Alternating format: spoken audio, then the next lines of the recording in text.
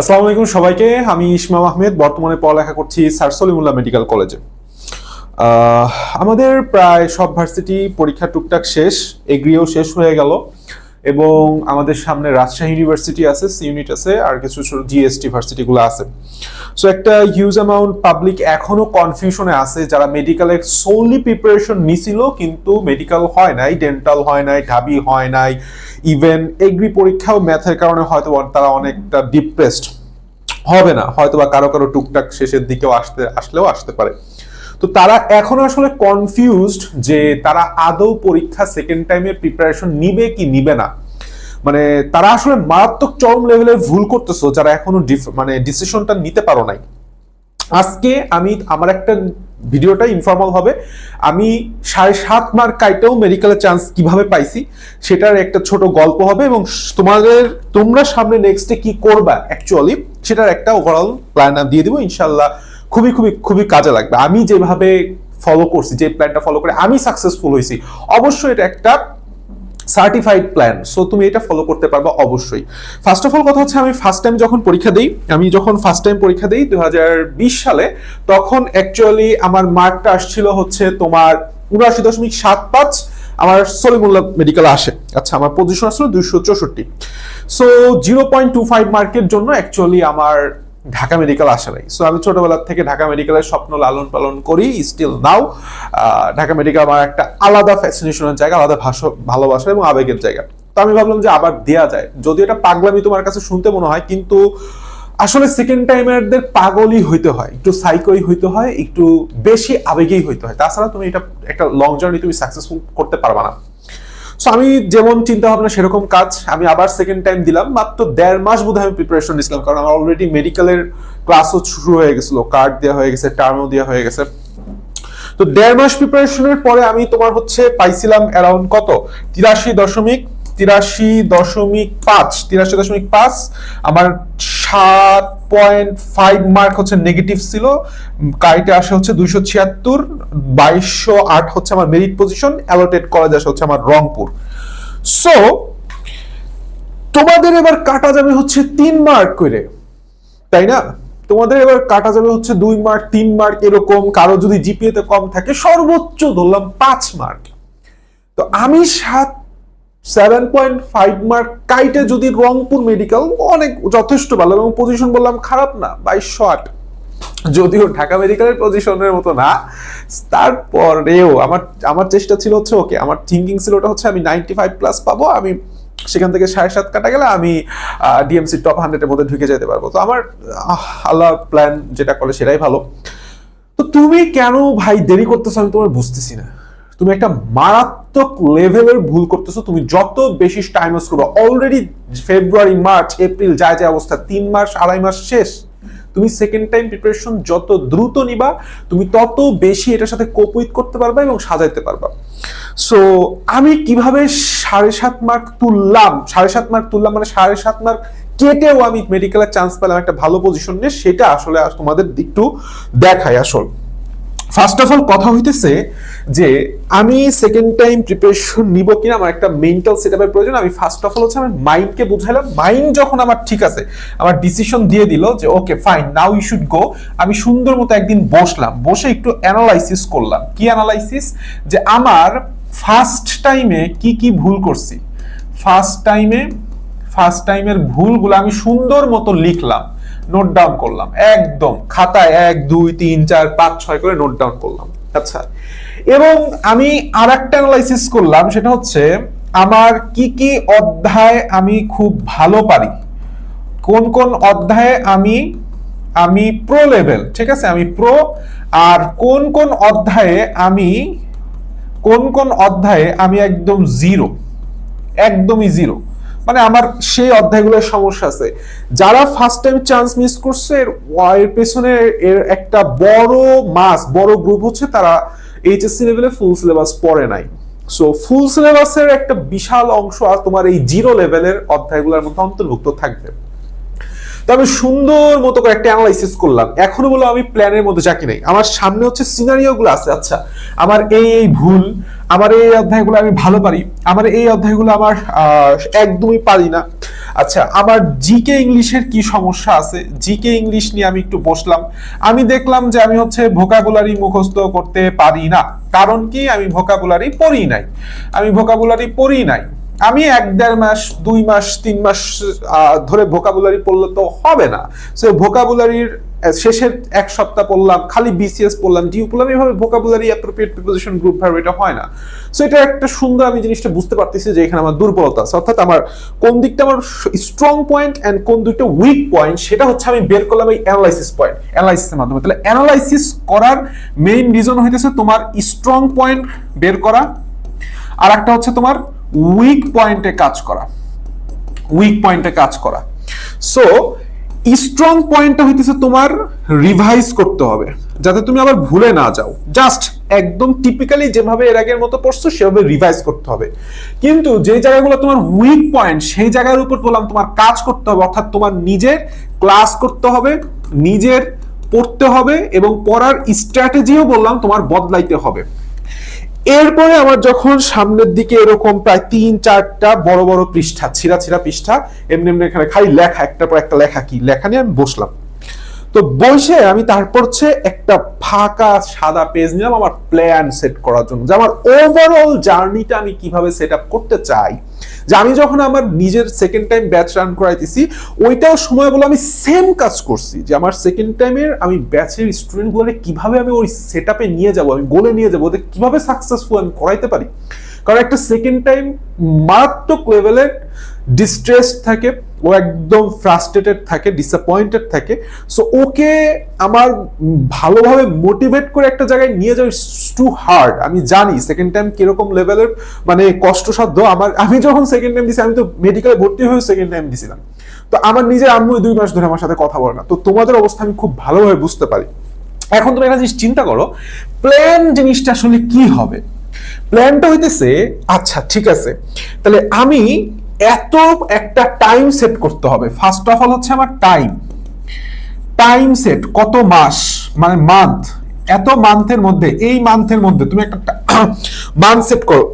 ধরো August, September, October, এই September অক্টোবরের মধ্যে আমি টোটাল সিলেবাসটা শেষ করব। সো এই মান্থটাকে আমি হচ্ছে 2 ভাগে ভাগ করলাম, যে আমি আগে কোন অধ্যায়, আগে কোন এই মান্থের মধ্যে আমি যেই জিনিসগুলো আমার উইক পয়েন্ট, সেই উইক পয়েন্টগুলো শেষ করব। শুধু উইক পয়েন্টগুলোর দিকে আমি ফোকাস করছি, বললাম শুধু উইক পয়েন্টগুলো ফোকাস করছি। এবং এরপরে যাই আমি হচ্ছে রিভিশন দিব, অর্থাৎ রিভিশনের জন্য আমার আলাদা একটা সেটআপ আছে। তাহলে তুমি মান্থ, তোমার যখন টাইম মাথার মধ্যে ফিক্স যে না আমার ওই টাইমের মধ্যে শেষ করতে হবে, তখন তোমার বললাম সিলেবাস শেষ হওয়া নিয়ে কোনো সমস্যা হবে না। এবং আমার প্ল্যানিং এর মধ্যে আরেকটা জিনিস ছিল, সেটা হচ্ছে আমি দেখলাম যে আরে আমি তো যেহেতু তাইলে আমি দুর্বল, আমি যেহেতু আমার জিকে ইংলিশে দুর্বল, আমি আমার একটা প্ল্যান সেট করলাম যে আমি প্রতিদিন একটা বই নিলাম, যেটা আমি আমার নিজের ব্যাচেও করাইতেছি, সেটা হচ্ছে পোল সলভের মাধ্যমে। সেকেন্ড টাইম ব্যাচে পোল সলভের মাধ্যমে করাইতেছি আমি। তো আমি যখন ব্যক্তিগতভাবে প্রিপারেশন নিয়েছিলাম, তখন আমি কি করলাম, আমি 100টা এমসিকিউ, জিকে এমসিকিউ, এবং 100টা এমসিকিউ, কিসের, ইংলিশের এমসিকিউ প্রতিদিন সলভ করতাম। তুমি যে কোনো একটা বই নাও, যে প্রথম থেকে একদম, তোমার কাজ হচ্ছে এত মাসের মধ্যে প্রথম থেকে শেষে যত এমসিকিউ পরীক্ষা প্রশ্ন আছে জিকে এবং ইংলিশে, তুমি ইংলিশের জন্য মাস্টার নিতে পারো, গ্রামার পার্টটা আলাদা রাখো, ভোকাবুলারি নিয়ে শুরু করো, অ্যাপ্রোপ্রিয়েট প্রিপোজিশন নিয়ে শুরু করো, গ্রুপ ভার্ব নিয়ে শুরু করো, ফ্রেজ এন্ড ইডিয়মস নিয়ে শুরু করো, যে আমার এই পার্টটা আমি কতদিনে শেষ করব। প্রতিদিন 100টা করে এমসিকিউ সেল করা, এই প্র্যাকটিসটা আমি ফার্স্ট টাইমে করি নাই। হয়তোবা সেটা করলে আমি হয়তোবা অন্য কিছু হইতে পারতাম, যাই হোক। সো এখন আমি এই প্ল্যানটা, তাহলে প্ল্যানের মধ্যে আমার থাকলো হইতেছে আমার বায়োলজি, কেমিস্ট্রি আর ফিজিক্স। এই ফিজিক্সের একটা টাইম ফিক্স করলাম এদের জন্য আমরা মান্থলিটাকে ভাগ করে দিয়েছিলাম আমি ফার্স্টে, যে এত মান্থের মধ্যে আমি ফার্স্টে আমার উইক পয়েন্টগুলো শেষ করব, এরপরে আমি রিভিশনে যাব। আচ্ছা, ভালো কথা। এরপরে মজার কাহিনী হইতেছে, এই প্ল্যানটাকে তোমার উইকলি রুটিনে ছোট ছোট ভাগ করে দিতে হবে। এই জায়গাটাই সবচেয়ে ইম্পর্টেন্ট জায়গা, যেটা আমি ফলো করছি এবং আমার সেকেন্ড টাইম ব্যাচেও আমি সেম জিনিসটা করতেছি। ওইভাবে তোমাকে দেখাই, তোমার বুঝতে সুবিধা হবে। দেখো, এটা হচ্ছে আমার একটা সেকেন্ড টাইম ব্যাচ যেটা আমি রান করতেছি। এটার উইক 1 এর সিলেবাসটা তুমি একটু খেয়াল করো, যে আমি ফার্স্টেই আমি যেভাবে ফলো করছি, আমি সেকেন্ড টাইমে যেভাবে ফলো করছি, এইখানেও আমি তাদেরকে সেভাবে আগায় নিতেছি। আমি ফার্স্টে উইকের একটা সিলেবাস সেট করতাম যে আমি এই উইকে কি কি পড়বো, এই উইকে আমি কি কি পড়বো, ইনক্লুডিং সেটা হচ্ছে ওই উইকের ভোকাবুলারিও আমি সেট করতাম যে আমি কয়টা সিনোনিম অ্যান্টোনিম পড়বো, যেটা তোমাকে কেবল বললাম যে এমসিকিউ প্রশ্ন সলভ করা, কয়টা সিনোনিম অ্যান্টোনিম পড়বো, কয়টা অ্যাপ্রোপ্রিয়েট প্রিপোজিশন পড়বো, কয়টা আমি ফ্রেজ অ্যান্ড ইডিয়মস বা কয়টা প্রভার্বস পড়বো, সবগুলা আমি পড়তাম। আমি বর্তমানে আমার ব্যাচে সেটাকে এক জায়গায় করে দিয়ে দিছি, এখানে পাশে ক্লিক করলে একটা পিডিএফ ওপেন হয়ে যায় যেখানে ওই উইকের সবগুলা জিনিসও পাওয়া যায়, ভোকাবুলারি পার্টটা। সো অটোমেটিকলি ওর একটা পার উইকে যে কোশ্চেন সলভ বা প্র্যাকটিসের ব্যাপারটা হয়ে যেতে, স্যার পোল সলভ তো আছে। এরপরে আমি কি করতাম যে আমার যেহেতু উইক পয়েন্ট, আমার যেহেতু কিছু জায়গায় উইক আছে, তাহলে সেই জায়গাগুলা আমি হইতেছে নিজে নিজে পড়তাম। আমার ক্লাস করা লাগলে আমি ক্লাসও করছি। সো তোমার যে উইক পয়েন্টটা, বিশেষ করে ফুল সিলেবাস যেরকম একটা ল্যাবরেটরি নিরাপদ ব্যবহার একটা উইক পয়েন্ট, তোমার বললাম এখন টিপিক্যালি তুমি যখন যেমন ফার্স্ট টাইমে পড়ে আসছো সেভাবে তুমি যদি পড়ো, তুমি বললাম আবার একটা ক্ষতির সম্মুখীন হবা। সো তোমার পড়ার স্ট্র্যাটেজি চেঞ্জ করতে হবে। সো আমি ঠিক একইভাবে সেকেন্ড টাইমে আমি সেভাবেই ক্লাসগুলো নিতেছি। এবং মোস্ট ইম্পর্টেন্টলি তুমি যদি নিচের দিকে থাকো, দেখো এখানে ইংলিশ এবং জিকের আলাদা আলাদা ক্লাস আছে। আমি নিজে ইংলিশ এবং জিকের ক্লাস করছি। সেকেন্ড টাইমে তুমি ট্রাস্ট করবে না, আমি নিজে ইংলিশ এবং জিকে ক্লাস করছি। আমি বললাম ফার্স্ট টাইমে জিকে তে 10 এ 10 পাইছি, তারপর আমি ক্লাস করছি। সো আমি যেহেতু ক্লাস করছি, আমি সেকেন্ড টাইম ব্যাচটাও আমি ক্লাস নিতেছি যে প্রত্যেকটা topic wise class. GK class কি হবে, ক্লাস হবে হচ্ছে টপিক ওয়াইজ, তুমি টপিক ওয়াইজ ক্লাস করবা। এবং একটা জিনিস খেয়াল রাখবা, আমরা ক্লাস করার সময় ইফিকেসি কথাটা যেন ভুলে না যায়, যে মানে কতটা ইফেক্টিভ হইতেছে। আমি কি ক্লাস করার পরে আমি পারতেছি টপিকটা, নাকি আমার যেই জায়গায় কনফিউশন আছে সেই কনফিউশনটা কনফিউশনই রয়ে গেছে, এইটা করা যাবে না। সো আমিও ক্লাসগুলো সেভাবে দিচ্ছি যাতে কোনো ধরনের কনফিউশন না থাকে। এবং ইংলিশেরও টপিক ভিত্তিক প্রত্যেকটা ক্লাস আছে, এবং ইংলিশের প্রত্যেকটা জিনিস একটা অ্যানালাইসিস জরুরি।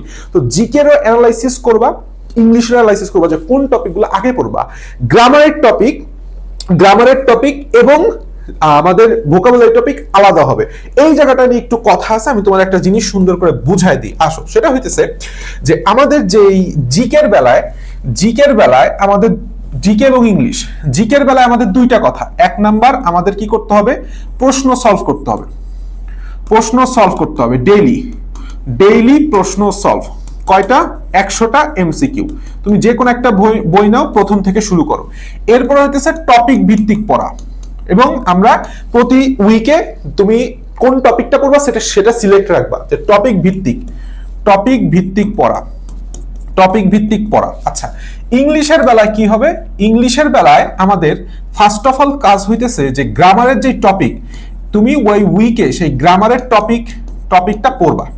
যে তুমি উইকের প্রথমে একটা সিলেবাস ঠিক করবা যে এই উইকে আমি গ্রামারের কোন টপিকটা পড়বো, বাস গ্রামারের টপিক ওইখানেই ক্লোজ। আর প্রতিদিন আমি কি করব, ভোকাবুলারি সলভ করব। যে কোনো একটা বই নাও, বিশেষ করে আমি তোমাকে মাস্টার ফলো করাইতেছি, আমি সেকেন্ড টাইমেও মাস্টারই পড়াইতেছি। তো কয়টা এমসিকিউ, 100টা এমসিকিউ। 100টা এমসিকিউ এর মধ্যে কি থাকবে, সিনোনিম অ্যান্টোনিম থাকতে পারে।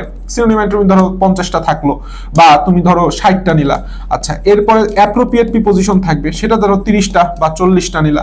সাথে তুমি যে কোনো প্রভার্ব বা ফ্রেজ রাখলা, সেখানে তুমি পড়লা 10টা বা 20টা।